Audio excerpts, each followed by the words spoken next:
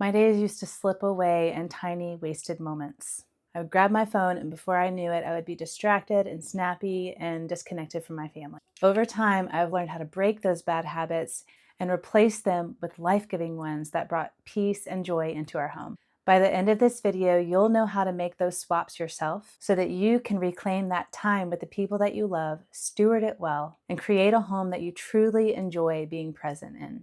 By the way, I'm taking James Clear's habit framework from Atomic Habits and showing you how I've used it to break phone distractions and build life-giving rhythms at home. The first step to breaking a bad habit is to make it invisible or to remove the cue, and then make the good obvious. In other words, make your phone harder to use without even thinking about it, and at the same time, make the better choice almost impossible to ignore. Anytime that I keep my phone in arm's reach, I am much more likely to pick it up and scroll or check to see what notifications are there or whatever. So the way that I nip that in the bud is to put the phone in another room. Another thing that I found helpful is to turn off all essential notifications and pings and dings that pull your attention away. During the day, especially during school time or whenever I'm present with the kiddos, I turn my phone on Do Not Disturb, even though I do change the setting to where my husband can reach me if he needs me.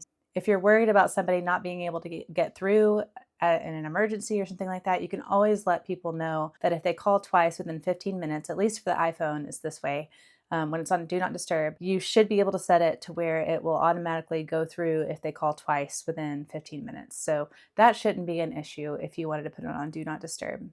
So there's no need to be legalistic about this. I don't keep my phone in another room all the time, all day, every day, and obsess about not picking it up. I have rhythms throughout the day where I will try to keep it out of reach or put it away in a drawer or in another room. Morning routine is a helpful time. Then I also like to put it away during school. If there's any relational time, like if I'm having a date night with my husband or in the evenings with him, we like to try to put our phones away most of the time. Also, if I'm having mommy time with a child, the phone definitely goes away. It's just focus time on that child for a set amount of time. And then meals and family worship. You can make the decision ahead of time when you will go pick up your phone for the intention of responding to messages or phone calls that you need to, or if you need to check some other things, whatever. The key is just making sure it's harder to get to and that you're intentional on when you pick it up and you're not just picking it up on a whim. And removing the cue will help you do that. So you're making the bad part invisible, but you're wanting to make the good habit obvious. One way to do this is to replace needing your phone for planning with a notebook, like this one. I've talked a lot about this in my other video on how to use a notebook and a dopamine menu and things like that. I'll link that down below. You can always check it out after this if you would like. If you've not heard of a dopamine menu, it's basically a menu that you map out ahead of time. Write down a list of activities that take anywhere from 5 minutes to 15 minutes or more. Instead of reaching for your phone to scroll, you're intentional about reaching for this dopamine menu to look for that hit of dopamine that your body is craving. Some of the activities that you can include that take 5 minutes or less are hugging a child or going outside and stepping in some grass and getting some fresh air, decluttering a drawer for 5 minutes. Some 15-minute activities are sitting down and snuggling with a child and reading a book to them or going on a short walk, things like that. The very bottom of the menu are a list of rewards and things that you can really enjoy at the end of a long day or some hard work. So, example, bubble bath, playing a game with your husband, things like that. You just got to think through what you would enjoy doing, write it down on your list, and have it ready for you to flip open to, or you could even tack it up on your fridge, whatever is helpful. The idea is that you're replacing going to your phone with a life-giving habit that is obvious and easy for you to look at and use instead.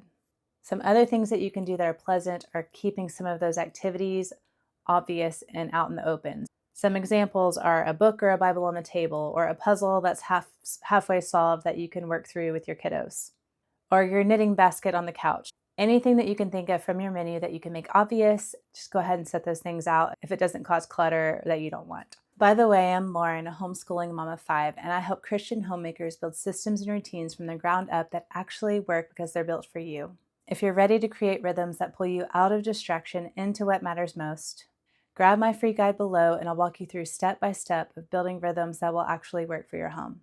Now that we've made the bad habit harder to start, The next step is to change the way that you see it. Because when a habit feels less appealing, you naturally want something better instead.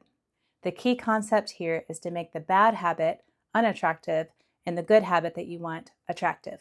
To break the bad habit, you can make your phone unattractive. If you have a smartphone, you can actually dumbify your phone. I use an app on the iPhone called Dumbify, I think. No, it's called Dumb Phone. Sorry, I'm acting dumb right now.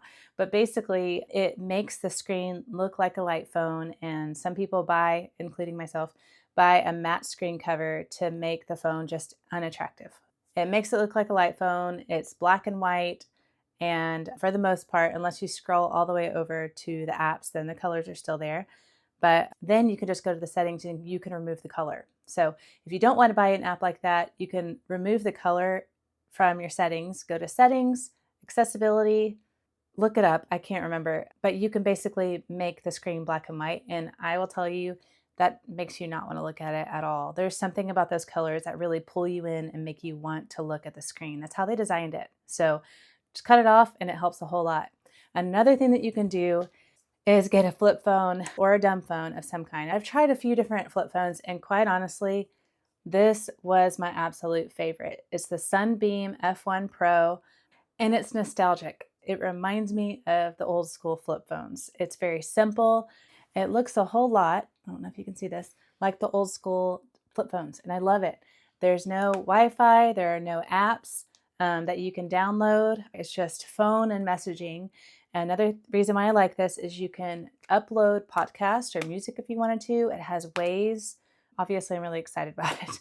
But and I also really like that with texting, you can pay, I think it's $3.99 a month for voice text. So you can, dictate your text messages instead of typing it out. So anyway, T9's like riding a bike, and I can do it with my eyes closed because I'm a 90s kid, or I guess I was born in the 80s, but whatever. Anyway, I really liked this flip phone. The only reason why I have an iPhone now is because of YouTube, and that's the camera that I use. So otherwise, I would totally still have a flip phone because it just makes it a whole lot easier.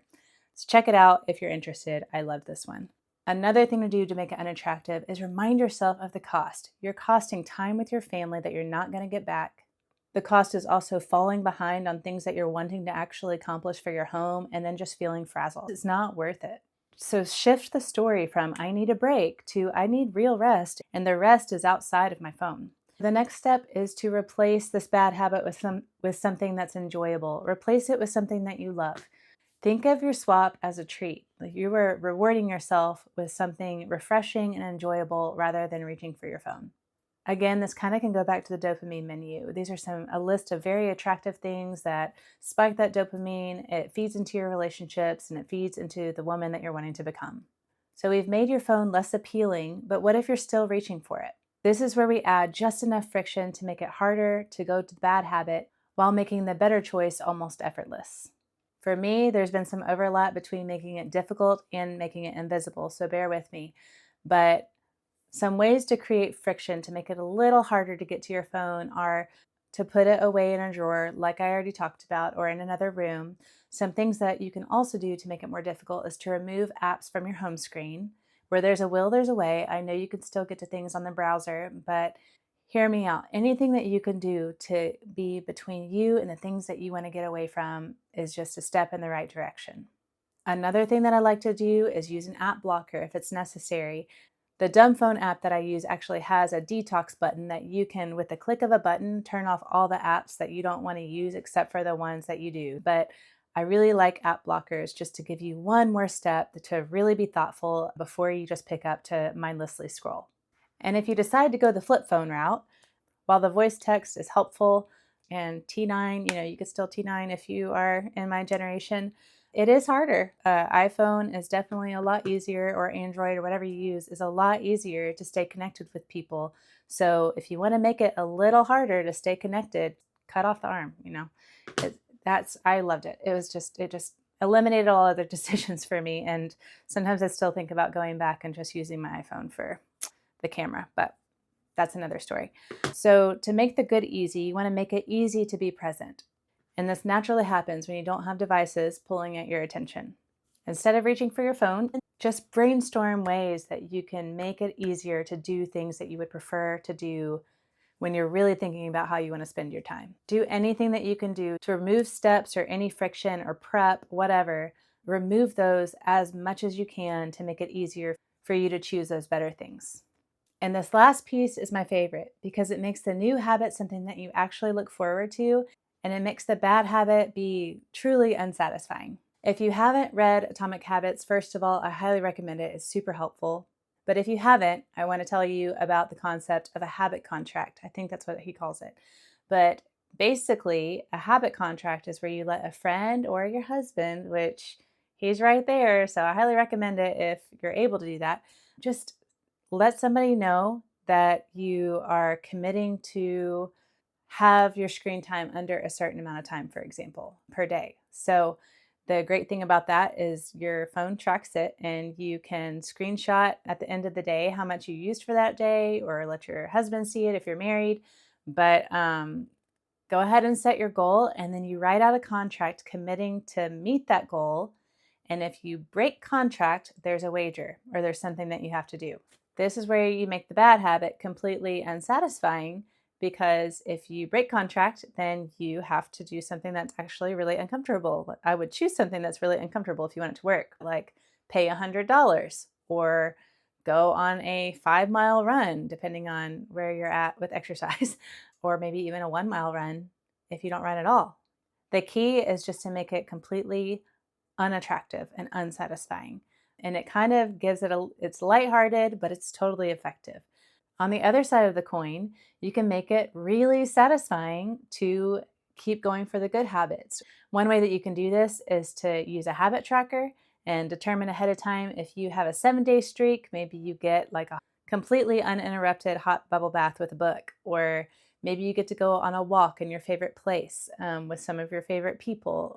Or if you have a longer streak, like 14 days, 21 days, 28 days, something like that, then perhaps you and your husband can agree on something a little bit more extravagant. Maybe you can buy a new dress, or maybe you can go have a few hours out by yourself at a coffee shop or doing something that you really enjoy, just having a complete free day to do whatever it is that would bless your soul. Just choose based on what you like and what your budget is. But ultimately, if you set yourself up for success by using this framework for breaking bad habits and replacing them with good ones, you'll quickly notice fruit in your home. You're going to have a calmer home. You'll feel more connected with the people that you love the most. And you'll have more peace in your heart because you're right where God has you. And you're not being pulled in a million different directions by what's out there through your phone. The fruit is sweet and it's so worth it. If you want help building rhythms that bring peace to your home and help you truly enjoy your role as a homemaker and as a mother, keep an eye out. My free masterclass is coming out soon. And until then, you can grab my free mini training that I'm going to link down below, and it'll definitely get you started on building some structure and peace into your home. Not only that, you'll also be the first to know when the masterclass goes live. If you got value from this video, don't forget to like and subscribe. It really helps my channel. Thank you so much for watching, and I'll see you in the next one.